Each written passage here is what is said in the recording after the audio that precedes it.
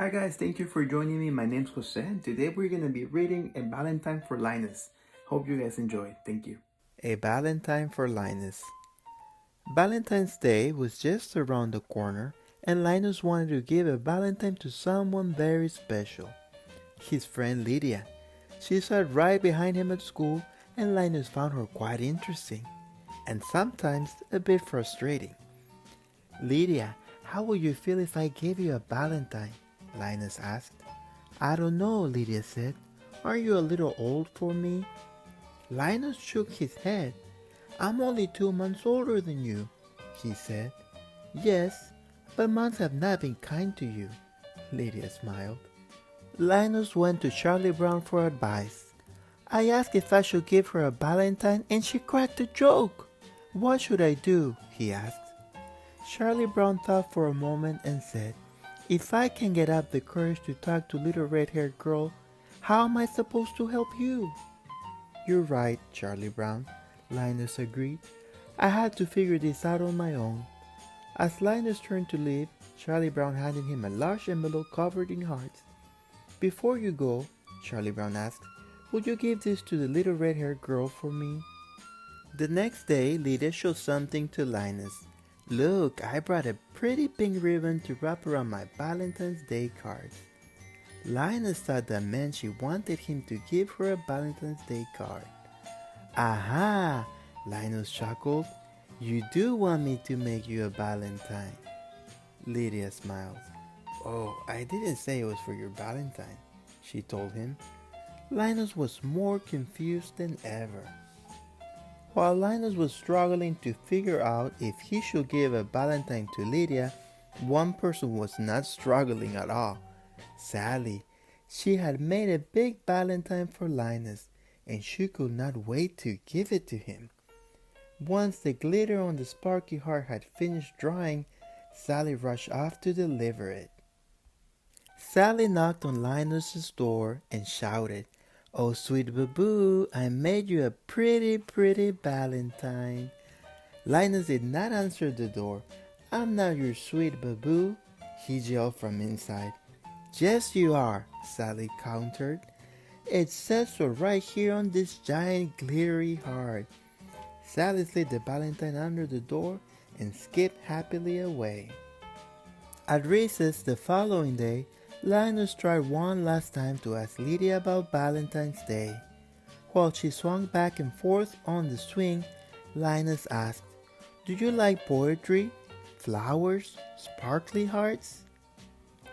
Lydia was slow to respond. Finally she said, girls really like music boxes, and they love when they're gifts from people they care about.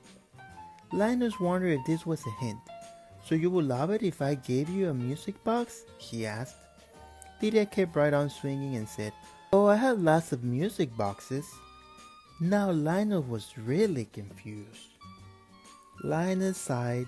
Maybe I should skip Valentine's Day this year and worried about Arbor Day instead, he said. Moments later, Sally found him on the playground.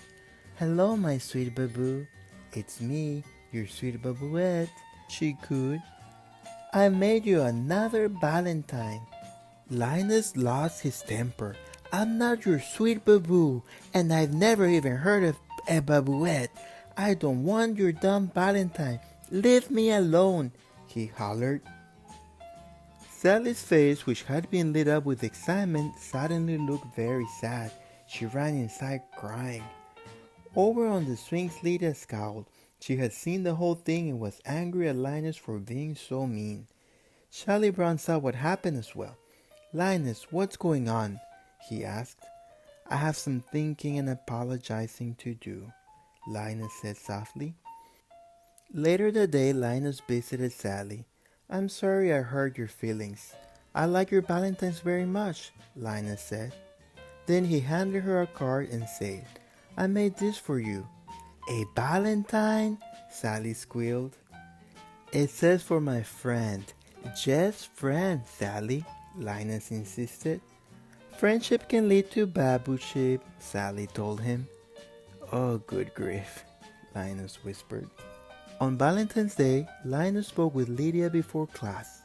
I'm sorry I haven't been myself lately, he said. Lydia shrugged. I hadn't noticed, she lied. Linus continued carefully. I just wanted to say, Valentine's Day seemed the right time to tell you, well, I find you fascinating, he stammered. He handed Lydia a valentine and quickly turned around. Lydia smiled widely, but Linus couldn't see it since he was facing the other way. Lydia read the valentine and held it close to her. Then she wrapped it in a pink ribbon. Finally, after what felt like too long to Linus, Lydia said, "Thank you, Linus. Happy Valentine's Day." Linus breathed a sigh of relief. "You're most welcome," he said. "Maybe next year," Lydia said with a nudge, "you can get me a music box." The end. A Valentine